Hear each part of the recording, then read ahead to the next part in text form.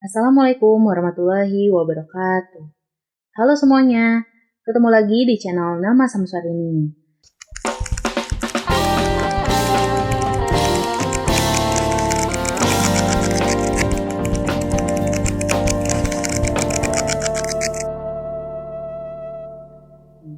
Sudah pada siap belajar kan? Oke, di video kali ini kita akan membahas tentang aplikasi turunan fungsi aljabar. Ya, sebelum kita mulai membahas tentang aplikasi turunan fungsi aljabar, kita ulas sedikit beberapa konsep pendukungnya ya. Yang pertama tentang turunan. Nah, turunan atau derivatif itu menunjukkan bagaimana suatu besaran berubah akibat perubahan besaran lainnya. Atau pengertian dari turunan fungsi y sama dengan fx secara garis besar adalah ukuran perubahan nilai y atau fx terhadap perubahan variabel x. Mudahnya, turunan adalah laju perubahan. Oke? Nah, kalau masih bingung, kayak gini nih. Aku berubah karena dia juga berubah. Nah, itu ya, gambaran tentang turunan. Selain itu, kita juga harus mengingat kembali tentang konsep gradien atau kemiringan garis. Kita sudah mengetahui kalau turunan pertama dari suatu fungsi itu menyatakan persamaan gradien atau kemiringan garis singgung pada kurva di setiap titik pada fungsi tersebut. Nah, ini macam-macam gradien ya. Yang pertama adalah gradien positif. Gambarnya seperti apa? Seperti ini. Kalau gradien bernilai negatif, gambarnya seperti ini. Gradien 0, berarti dia tidak memiliki kemiringan. Seperti apa? Nah, seperti ini. Horizontal ya. Nah, kalau gradiennya nilainya sama dengan tak hingga atau kemiringannya itu tidak terdefinisi, gambarnya seperti apa? Seperti ini. Vertikal, guys. Oke? Sudah paham ya? Nah, selanjutnya kita ingat kembali juga tentang posisi garis. Oke? Yaitu, nah ini kan, garis yang dinyatakan sejajar itu kalau apa? Kalau seperti ini kan gambarnya ya, syarat dari dua garis sejajar itu, kalau di sini punya gradien, kita sebut saja ini M1 gitu ya, terus garis kedua ini memiliki gradien M2, dia dikatakan sejajar itu kalau M1 sama dengan M2. Setuju ya? Kalau gradiennya sama, alias kemiringannya sama. Itu artinya dia sejajar. Nah, yang kedua di sini adalah tegak lurus. Dua garis dikatakan tegak lurus, misalnya seperti ini ya. Garis yang biru itu tegak lurus dengan garis yang berwarna orange. Kita kasih tanda ya. Nah, tegak lurus seperti ini. Itu ada syaratnya juga guys. Misalkan garis yang ini, yang biru kita namakan dia memiliki gradien M1. Terus gradien yang orange itu M2. Nah, dia dikatakan tegak lurus kalau berlaku M1 dikali M2 ini akan sama dengan -1 gitu. Oke? Nah, selanjutnya adalah ada kurva nih. Terus ada garis yang menyinggung kurva tersebut, misalkan ini. Nah, garis singgung itu artinya garis yang memiliki tepat satu titik persekutuan dengan kurvanya. Misalkan di sini nih titik persekutuannya, gitu ya. Nah, titik persekutuan ini kita sebut sebagai titik singgung. Nah, garis yang menyinggungnya itu yang kita sebut sebagai persamaan garis singgung, atau biar lebih singkat kita sebut dia sebagai PGS gitu ya, persamaan garis singgung. Oke? Nah, yang terakhir di sini adalah garis normal. Apa sih garis normal? Nah, garis normal ini adalah garis yang melalui titik singgung dan tegak lurus garis singgung. Oke, melalui titik singgung, tegak lurus garis singgung. Ini kan ada titik singgung nih di sini. Nah, berarti garis normalnya adalah yang ini. Oke, dia melalui titik singgung, tapi dia harus tegak lurus juga dengan garis singgung. Oke. Nah, yang biru ini berarti adalah PGS, persamaan garis singgungnya. Sedangkan garis normalnya yang mana? Yang orange. Ini adalah persamaan garis normal, atau kita singkat PGN. Gitu ya. Sudah paham ya? Ya, kita lanjut lagi. Nah, jadi aplikasi turunan ini membahas apa aja sih? Yang pertama adalah membuat persamaan garis singgung kurva. Yang kedua, aturan L'Hopital. Yang ketiga, laju perubahan nilai fungsi. Kemudian yang keempat, kecepatan dan percepatan. Dan yang terakhir di sini kita akan bahas tentang masalah maksimum dan minimum, gitu ya. Oke, langsung aja ke aplikasi turunan yang pertama, yaitu membuat persamaan garis singgung kurva. Oke. Perlu diingat di sini, kalau turunan pertama suatu fungsi adalah persamaan gradien, guys. Oke? Nah, di SMP kita sudah pernah belajar tuh tentang gimana rumus membuat persamaan garis. Ayo, ada yang ingat nggak? Seperti ini ya rumusnya ya. Y min B sama dengan M dikali X min A, dengan A, B itu adalah titik dan M itu adalah kemiringan garisnya. Jadi, jika titiknya sudah diketahui, misalkan titiknya itu kita sebut sebagai A, B gitu kan, dan gradiennya M, kita udah dapat nih, maka persamaan garis singgungnya itu bisa dicari. Oke? Nah, untuk lebih jelasnya langsung aja ke contoh soal yang pertama. Nah, di sini kita disuruh menentukan persamaan garis singgung dan persamaan garis normal pada kurva Y sama dengan X kuadrat min 4X plus 3 di titik 4,3. Guys, kita udah punya titiknya 4,3. Yang belum ada berarti apanya tuh? Gradien. Oke? Nah, sekarang kita cari dulu yang pertama ya. Yang diminta adalah menentukan persamaan garis singgung. Di sini berarti kita akan menentukan persamaan garis singgung. Oke, titiknya udah ada. Titik yang diketahui di soal itu adalah titik 4,3. Berarti kan tinggal mencari gradiennya aja ya. Gradiennya berapa tuh? Nah, gradien itu ingat tadi, untuk mendapatkan persamaan gradien kita harus menurunkan kurvanya, ya kan? Menurunkan fungsi dari kurva. Berarti Y aksen sama dengan kita turunkan dari sini. Berarti sama dengan 2X min 4, gitu kan? Nah, ini baru jadi persamaan gradien. Kalau kita mau tahu gradien di titik 4,3, tinggal substitusi aja X-nya. Oke? Kita substitusi X-nya berarti 2 dikali X-nya di sini berapa? 4 ya. Berarti 2 kali 4 dikurangi 4. Otomatis gradiennya sama dengan 4. Selesai. Belum ya, belum selesai. Karena yang ditanya adalah persamaan garis singgung.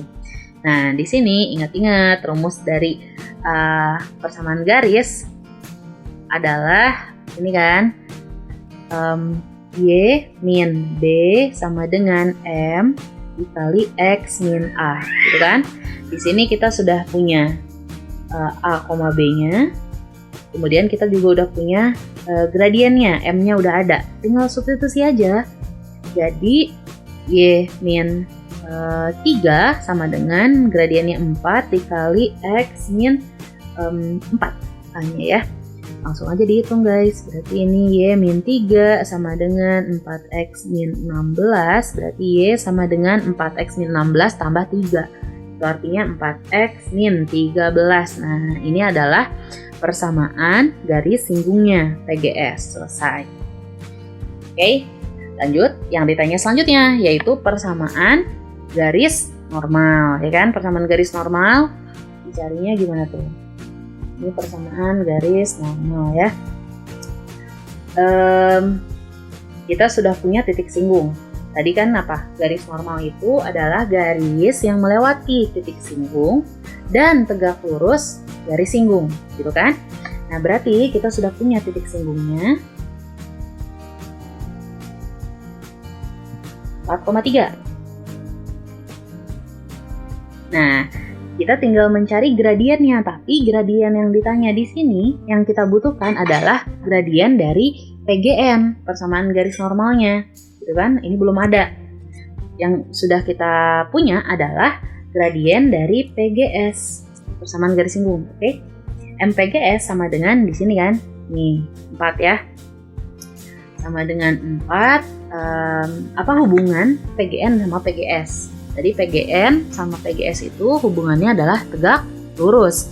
Artinya M dari PGN jika dikalikan dengan gradien dari PGS, nah ini sama dengan min 1. Oke? Nah, sudah, berarti PGN bisa dicari dong. MPGN yang kita butuhkan dikali MPGS-nya 4 sama dengan min 1. Berarti MPGN sama dengan negatif 1/4. Tuh, sama kan? Nah, selanjutnya kita di sini kan diminta untuk mencari persamaan garis. Nah, rumus persamaan garis tuh ya dari SMP nggak berubah kan? Tetap Y min B sama dengan M dikali X min A. Ini kan? Yang kita substitusi sekarang yang mana? Ini sebagai A, B-nya. Dan yang ini sebagai M-nya. Oke? Berarti ini tinggal substitusi aja, Y min 3 sama dengan min 1/4 dikali X min 4 gitu. Berarti ini kan Y min 3 sama dengan negatif 1/4 X tambah 1 ya. Y sama dengan negatif 1/4 X tambah 4. Ini adalah persamaan garis normalnya. Selesai, gampang banget kan? Ya. Sekarang kita coba lagi ke contoh soal yang kedua. Nah, di sini tentukan persamaan garis singgung kurva Y sama dengan X kuadrat dikurangi 2X min 3 yang tegak lurus dengan garis X plus 2Y min 6 sama dengan 0. Oke. Nah, untuk menjawab soal ini, perhatikan dulu ilustrasi berikut ya. Misalkan di sini ada kurva ya, sebut saja ini kurva Y sama dengan X kuadrat min 2X min 3 gitu kan. Nah, terus di sini ada suatu garis. Nah, sebut saja garis ini adalah X plus 2Y min 6 sama dengan 0. Yang ditanya adalah persamaan garis singgung kurva Y. Dia garisnya menyinggung kurva yang ini. Ya, menyinggung kurva ini, tapi harus tegak lurus ini. Oke, kebayang? Harus menyinggung kurva, tapi harus tegak lurus dengan yang ini. Berarti kira-kira gambarnya itu seperti misalkan titik singgungnya di sini kan. Berarti kira-kira seperti ini kan. Nah, gitu ya. Jelek ya. Ya anggap aja lurus ya. Nah, kita disuruh mencari ini. Ini yang dicari nih. Ini adalah persamaan garis singgungnya, PGS, ini yang ditanya. Oke, paham? Nah, apa yang harus kita lakukan? Oke. Pertama, kita harus mencari dulu ya gradiennya. Kita harus mencari gradiennya. Cari gradien. Dari mana dapat gradiennya? Nah, tadi kan ada persamaan garis tuh. Ini kan persamaan garisnya ya. X tambah 2Y min 6 sama dengan 0. Nah, gradiennya bisa dicari tinggal substitusi tinggal pindah ruas ya. Berarti 2Y sama dengan min X tambah 6 gitu. Berarti Y-nya sama dengan negatif bagi 2 semua, berarti min setengah X tambah 3. Nah, gradiennya di sini, gradiennya adalah ini. Oke. Jadi M sama dengan min setengah gitu guys. Oke, selanjutnya ada kata-kata di sini apa? Tegak lurus. Ya, tegak lurus. Itu artinya antara M1, sebut saja ini M1 ya. M1 dikali dengan M2 sama dengan min 1. Tinggal substitusi aja, berarti M1-nya kan min setengah dikali M2 sama dengan min 1. Berarti gradiennya M2 sama dengan 2. Oke, nah ini gradien yang kita mau, yang kita cari. Ya, tandain dulu ya. Nah, kemudian kita ke poin yang kedua. Kita cari dulu titik singgungnya. Titik singgungnya kan belum ada ya. Kita cari titik singgung. Nah, gimana caranya untuk mencari titik singgung? Caranya, kan gradiennya kita udah tahu tuh. Oke, gradiennya udah tahu, kita diminta untuk mencari titik singgung. Berarti tinggal turunkan aja si persamaan kurvanya. Kan Y sama dengan ini ya, X kuadrat min 2X min 3. Nah, ini kita turunkan sama dengan 2X min 2, gitu kan? Nah, ingat tadi turunan pertama itu menyatakan persamaan gradien, ya enggak? Ini udah turunan pertama, berarti dia sama dengan gradien. Gradiennya 2, berarti 2 sama dengan 2x min 2. Gitu. Berarti x-nya bisa dicari dong. Ya enggak?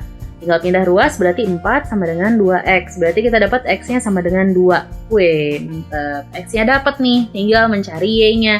Nah, cari y-nya tuh nggak susah, tinggal disubstitusi aja lah ke kurva ya. Berarti y sama dengan, kurvanya kan ini, min 2x min 3, tinggal substitusi aja, x sama dengan 2. Berarti y sama dengan 2 kuadrat, 4 dikurangi 2 dikali 2, 4 dikurang 3. Berarti y-nya sama dengan negatif 3. Nah, jadi titik singgungnya kita udah dapat juga. Titik singgungnya adalah berapa guys? 2, min 3 gitu kan. Nah, gradien udah ada, titik singgung udah ada. Yang ditanya adalah persamaan garis singgung. Nah, gampang banget. Berarti langsung aja ke tahap yang ketiga. Di sini aja kali ya. Kita cari PGS. Caranya gimana? Tinggal substitusi ke rumus tadi, rumus persamaan garis. Oke, ke rumus persamaan garis, Y min B, B-nya berapa guys? Min 3, berarti ini jadi plus ya. Sama dengan M, gradien dikali X min A, A-nya berapa? 2. Oke, tinggal utak-atik, min 4, ini Y plus 3, nah pindah ruas berarti Y sama dengan 4X min 7. Inilah persamaan garis yang kita mau. Oke, gampang banget kan? Ya, aplikasi turunan lainnya yaitu untuk menentukan nilai limit atau yang biasa dikenal dengan dalil atau aturan L'Hopital.